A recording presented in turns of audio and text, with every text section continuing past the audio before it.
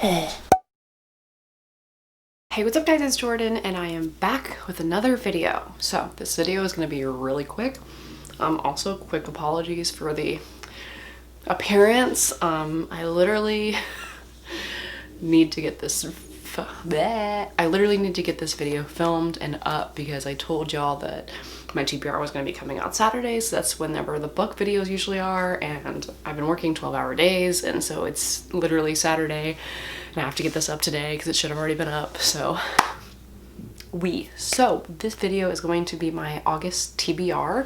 I've got a stack of 1, 2, 3, 4, 5, 6, 7, 8, 9. I have 9 books on my TBR for August, which the typical booktuber, that's like nothing. But for me, who's working these long days, it's ambitious. So I am participating in, I hate that I can hear my neighbors like air conditioning whenever it like comes on, because that just happened and I'm just like anyway, I'm participating in, or no, that's their water. Creepy that I can tell the difference. Okay, so I'm participating in a readathon. It's put on by Jordan Reads. It's Jordan or Jordaline? Jordan, right? Yeah, anyway. So, it's the Spooky Smart Bitch readathon. So, I'm just gonna go ahead and run through those books that I have real quick. And then I'll go through the 3 books that are not on the readathon at the end. The first prompt is to read a translated horror novel. So I have The Ring by Koji Suzuki. Obviously we've all seen the movie. If you haven't seen the movie, what is you doing? What is you doing? But I didn't know that it was like a trilogy. So this is the first book in the trilogy. Obviously it's been translated from Japanese. So this book is 282 pages. Obviously if you haven't seen the movie, I guess a mysterious videotape warns that the viewer will die in 1 week unless a certain unspecified act is performed. Exactly 1 week after watching the tape, 4 teenagers die, one after another, of heart failure. And then this has a hardworking journalist is intrigued by his niece's inexplicable death, and his investigation leads him from a metropolitan Tokyo teeming with modern society's fears to a rural Japan, a mountain resort, a volcanic island, and a countryside clinic haunted by the past. So if you've seen the movie, you kind of know what's going on. If you haven't, obviously the main character in this is a man, which is different, but yeah, super excited about that. And then when I'm done with this, I'll go ahead and order the other ones, but this is the only one that I have right now. So yeah. The next prompt is a horror book written by a person of color, or a horror book with a person of color as a main character. So mine is The Quiet Ones by Brandon Massey. Brandon Massey is an African-American author, and he writes horror, and I'm really excited to start reading these. This is the one that looked the most interesting to me. Just off the bat, there was one called Nana that I kind of wanted to get to, but I went ahead and got this one. So 25 years ago, a jealous ex-boyfriend murdered Mallory Steele's mother. With no close family to take in Mallory and her older sister, the girls became wards of the state and were soon ripped apart, sent to live with different families. Taken in by loving parents, Mallory went on to a successful career as an investigative reporter at an Atlanta newspaper. She hasn't been able to find her sister despite her best efforts until she discovers a promising connection on a genealogical website. Hopeful of a reunion, I almost said hopeful of a return. Hopeful of a reunion, Mallory sets off for the small town in rural Georgia where she believes that her sister lives. There, at the Sanctuary, an old antebellum mansion deep in the murky backwoods, she discovers that her sister's new family, a reclusive clan led by a secretive man known only as the Father. Skeptical of Father's revelation about her sister, Mallory plunges into the most important investigation of her life, but to unravel the mystery of her sister's fate and the terrible secrets lurking in the Sanctuary. Mallory must decide, is finding the truth always worth the price? So I'm gonna have a ball with that one. So this book is 256 pages. So we're good so far. We're not like, super ambitious at this point as far as pages go. The next one is a horror novel published between the 70s and 90s. This one I'm a little crazy for, so because there is a over 400 pages prompt, and I could have just done this one with that one, but I'm doing this for this one. I'm reading It by Stephen King, which I don't actually have with me. That book is really, really long. I'm probably about a quarter of the way through it now. Yeah, I don't know why I chose it. I don't know what I'm doing, but it is what it is. The next prompt is a horror written by a female author. For this prompt, I chose The Haunting of Hill House by Shirley Jackson, which I also don't have with me. So I'm super excited about that. I obviously watched the Netflix version, so I kind of have an idea what goes on, but the books are always way different than the movies and the shows, so super excited for that one. The next prompt that we have is a horror novel that's over 400 pages. So I have The Good Daughter by Karen Slaughter that I picked up from Half Price Books like last week, I think. And it is 511 pages. So there's that. So I read Pretty Girls by Karen Slaughter and I loved that book. So I'm giving her other books a chance, just to see if we like it, what's going on. So this one says, 28 years ago, Charlotte and Samantha Quinn's happy small-town family life was torn apart by a terrifying act on their family home. It left their mother dead, it left their father, Pikeville's notorious defense attorney, devastated, and it left the family fractured beyond repair, consumed by secrets from the terrible night. 28 years later, Charlie has followed in her father's footsteps to become a lawyer herself, the ideal good daughter. But when violence comes to Pikeville again, and a shocking tragedy leaves the whole town traumatized, Charlie is plunged into a nightmare. Not only is she the first witness on the scene, but it's a case that unleashes the terrible memories she spent so long trying to suppress. Because the shocking truth about the crime that destroyed her family nearly 30 years ago won't stay buried forever. Packed with twists and turns, brimming with emotion and heart, The Good Daughter is fiction at its most thrilling. So, super excited about that. I had The Kept Wife, but Kept Woman. Why do I keep saying The Kept Wife? The Kept Woman. But when I saw The Good Daughter, I picked that up because that is the one that I really wanted to read. So, yeah, there's that one.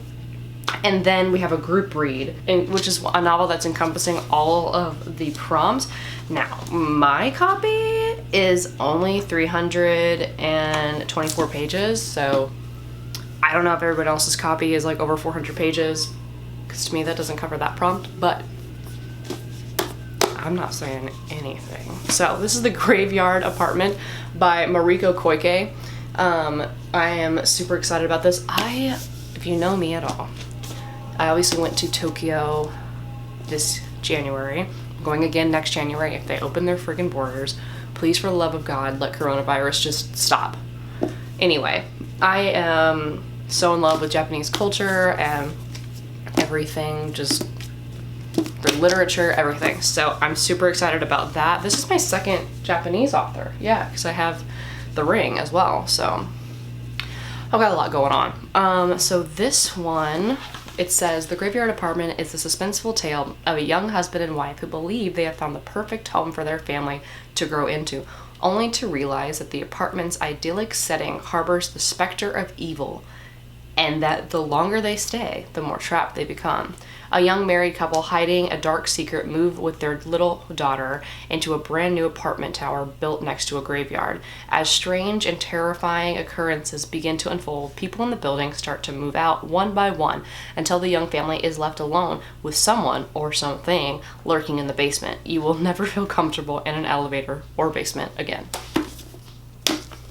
If there's one thing the Japanese know how to do, which is everything, but they do horror so well.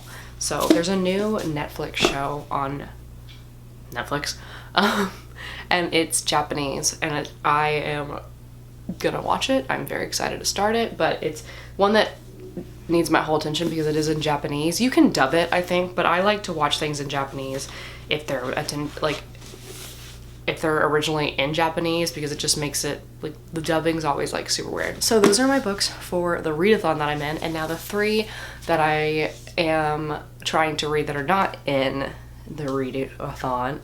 Can I talk at all? Read-a-thon. Yeah. Actually, this is in a read-a-thon as well, but it's like 3 months long, so it's not a read-a-thon, it's just like a book club. Black Prose Book Club is reading this through September, and it's called Behold the Dreamers. I am actually on page 221 of 382. So I am very excited to read this. I love this book so far. It's about an immigrant family that comes from Cameroon, and it's a father, a mother, and their son, and the wife gets pregnant while they're in America, and it's all about their immigration status and their journey. Jinde, who is the father, he works for a very wealthy, I don't know if he's like an account. He's like, he works on Wall Street, okay? And they start working for his family, and they're close, and some sketchy things start happening. I can't really give much away, but yeah, I'm over halfway through. I've got about 160 pages left, so I love this so far. It's great. So I think this is the first book by the author. I don't even know if she has anything else. I'll have to look it up. This is her first novel. And it's actually interesting because she's from Cameroon, so it's really interesting to hear her take on immigration and all that. So I highly recommend this book. My Half Price Books had it, so that's where I picked mine up. But yeah, it's great so far. The next book on my August TBR that is not on the readathon is Harry Potter Chamber of Secrets.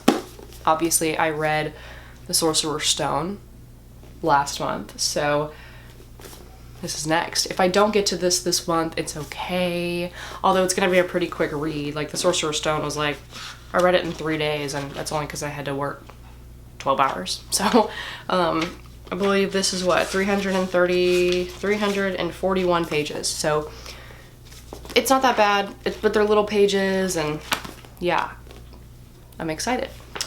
The last book that I want to read in August is Bunny. So a lot of people have been talking about this book. Evidently the ending is like, what the fuck just happened? And a lot of people are mad about it. So obviously I'm like, let me pick up that book and read it.